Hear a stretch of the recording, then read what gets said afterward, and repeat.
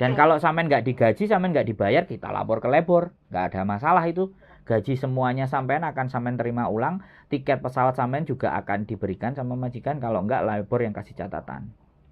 Nah itu kan sesuai dengan keinginan sampean, nggak mau cincong-cincong cerut, ya kan? Nggak mau ada nego-nego lagi. Saya tambah seneng kalau orang-orang yang mau diputusin kayak gitu. Jadi maksudnya aku nggak mau ribet, wis aku metu. Nah sekarang pertanyaannya, metu hari ini juga atau 1 bulan? Nah kalau metu hari ini juga, siapkan 1 kali gaji, bayar ke majikan, cabut.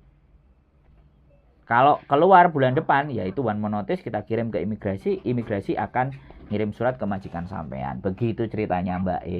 Kira-kira?